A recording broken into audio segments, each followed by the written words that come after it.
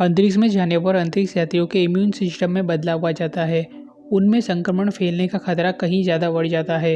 इसका कारण है शरीर में मौजूद श्वेत रक्त कोशिकाएं यानी व्हाइट ब्लड सेल्स। एस्ट्रोनॉट जब अंतरिक्ष में जाते हैं तो उनके श्वेत रक्त कोशिकाओं के जीन्स में बदलाव आ जाता है।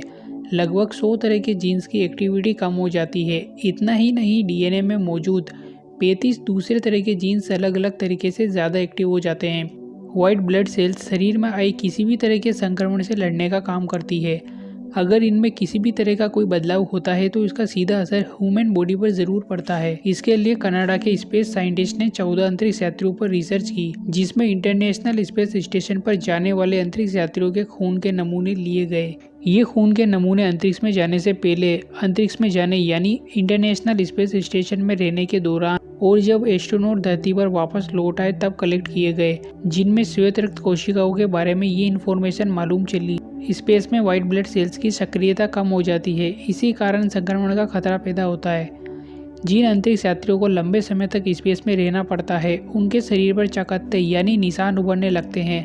उनमें खांसी जुकाम जैसे लक्षण देखने को मिलते हैं, जबकि इंटरनेशनल स्पेस स्टेशन में वो कंट्रोल टेम्परेचर में रहते हैं। इसका एक कारण है व्हाइट ब्लड सेल्स और दूसरा कारण इंटरनेशनल स्पेस स्टेशन पर ग्रेविटी का नहीं होना है। जब हम धरती पर होते हैं तो शरीर का सारा लिक्विड फ्लूइड और तरल का बैलेंस नीचे की तरफ ज़्यादा, सिर की तरफ कम होता है। लेकिन स्पेस स्टेशन में बॉडी हवा में झूलती है, जिससे तरल फ्लूइड सिर में भी आ जाते हैं, जो ऑप्टिकल नर्व सिस्टम को भी दबाता है और सिर और आंखों पर इसका भारी दबाव महसूस होता है।